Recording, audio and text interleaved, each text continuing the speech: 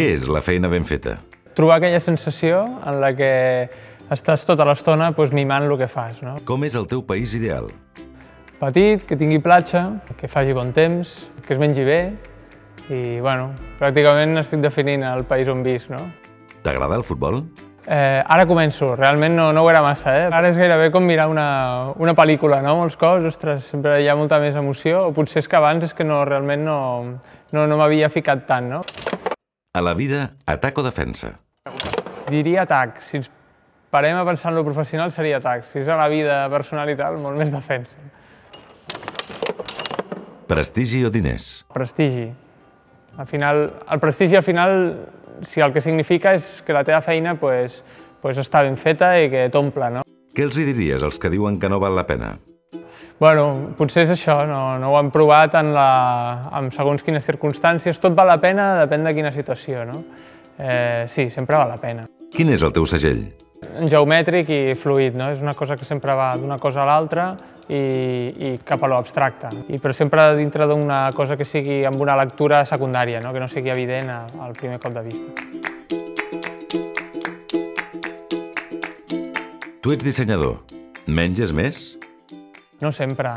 Jo crec molt amb la frase que va dir Milton Glaser, que deia menys no és sempre més. Vull dir que jo ho he aplicat més amb el del més és més, tot i que és una cosa que és molt relativa.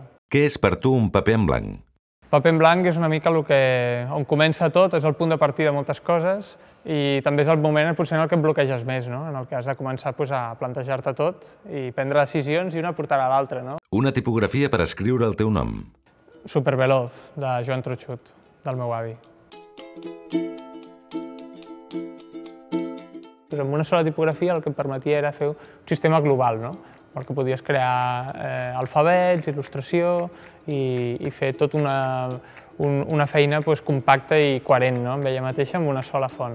En certa manera segueixes el negoci familiar. Sí, clar, òbviament. Tot i que no té res a veure, perquè el meu avi era impressor i venia de la tipografia en plom, és una cosa que també hi ha un magnetisme especial i que a tu t'agrada seguir aquests passos. Com anaves de notes? Malament. Jo era bastant... Bueno, es pot dir que fins al 8è bé, però després ja a l'època de l'institut ja la cosa no... Ja vam perdre una mica els papers i sort que ja després ja ens vam encarrilar. I per acabar, una frase que et funcioni. Era una cosa a la que recorro sovint. Sí, si no surt, segueixeu provant.